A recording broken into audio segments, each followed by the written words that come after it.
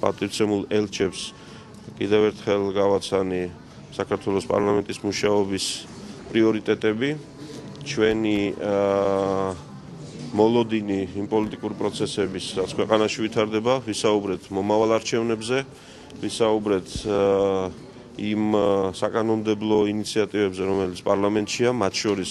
დიდი ინტერესი გამოიწვია საკონსტიტუციო ცვლილებების თემატიკა. ჩვენ ვისაუბრეთ იუსტიციის სამინისტროს ძალიან მოკლედ იმ რამდენიმე მიმართულებაზე, რის გარშემოც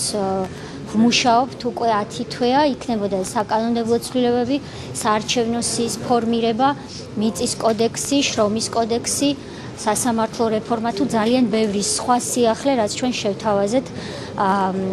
საქართველოს მოსახლეობას. ვისაუბრეთ მოკლედ მომავლის გეგმებზე, ასევე მათ მივაწოდეთ ინფორმაცია დარგობრივი მიმართულებებით, ეს არის ტრანსპორტის სფერო, კომუნიკაციების სფერო, ტურიზმის სფერო და ასე შემდეგ, იმ თანამშრომლობის პერსპექტივები, რაც შეიძლება რომ დღეს ძალიან მომგებიანი იყოს ჩვენი ქვეყნისთვის.